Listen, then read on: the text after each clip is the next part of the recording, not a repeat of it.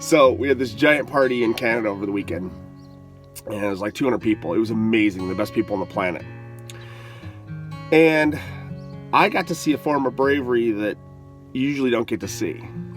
So usually when you think about bravery, when I think about bravery, I think about our servicemen, our firemen, our policemen, that risk their lives every day for the rest of us and all that kind of thing. That's pretty standard to see that kind of bravery, right? Well, I see this little girl, not little girl, but just cute little petite thing sitting by herself in a room with 200 people in it.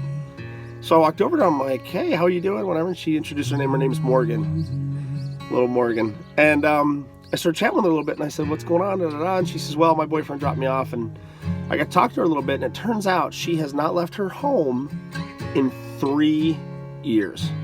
3 years she's not left her doorstep. And I was like, will you pick your very first adventure out of the house in 3 years to come to a party with 200 people you don't know? Holy shit. Like, that's quite the jump. I mean, like, maybe try the mailbox first, right? She goes, yeah. She goes, I wanted to meet you guys.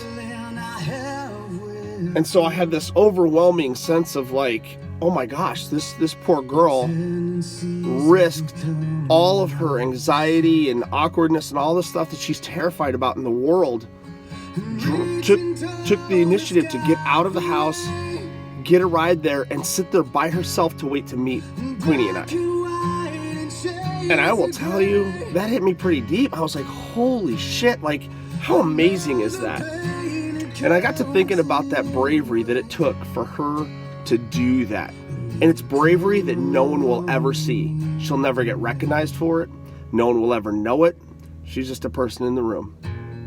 And I spent a few minutes with her throughout the night, and I tried to introduce her to people and get her in, and she did well. She did great, and she had a good time.